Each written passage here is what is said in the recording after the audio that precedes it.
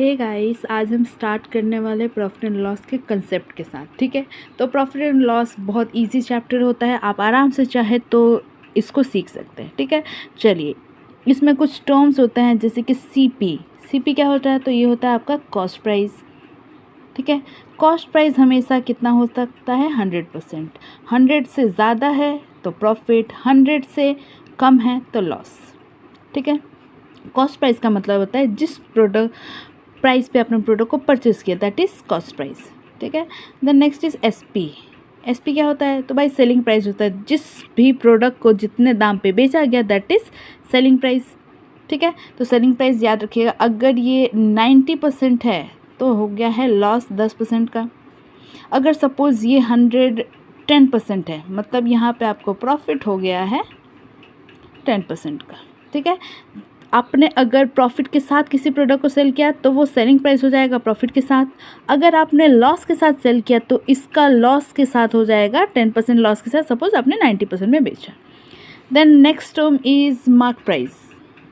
What is mark price? ठीक है, तो मार्क प्राइस क्या होता है, तो आप एग्जांपल समझिए। सपोज कॉस्ट प्राइस को 100 रुपीज़ था, आपने उसको इंक्रीज़ करके लिख दिया 150 रुपीज़। ठीक है, अब 150, अब प्रोडक्ट का कॉस्ट 150 हो चुका है। अब सेलर ने बोला कि आप तो हमारे रेगुलर कस्टमर हैं, तो आपको हम 20% डिस्काउंट देंगे, तो मुझे इसका 20% चाहिए, जो कि होता है आपका 30।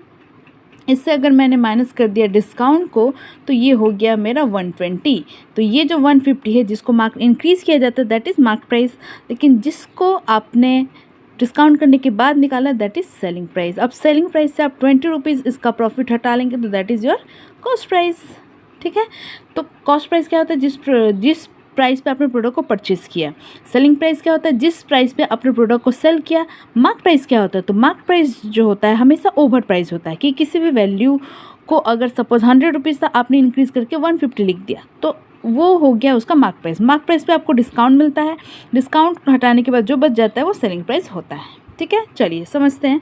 सपोज एक प्रोडक्ट को आपने 600 में परचेज़ किया, आपने 800 में सेल कर दिया। ठीक है, ये किया है बाय, ये किया है सेल, तो कितने % का प्रॉफिट हो जाएगा, तो देखिए प्रॉफिट कितना है, तो प्रॉफिट हुआ है 200 बाय कॉस्ट प्राइस जो कि है 600 इंटू 100, 0 0 कैंसिल, 1/3, 1/3 इज़ 33.33%। ठीक है, अब देखिए प्रॉफिट कब होता है, तो प्रॉफिट कब होता है जब एसपी ज़्यादा हो सीपी से। अब लॉस कब होता है, जब सीपी ज़्यादा हो एसपी से। प्रॉफिट परसेंटेज कब होगा, profit by CP into 100। Loss percentage is loss by CP into 100। I hope समझ में आ गया होगा।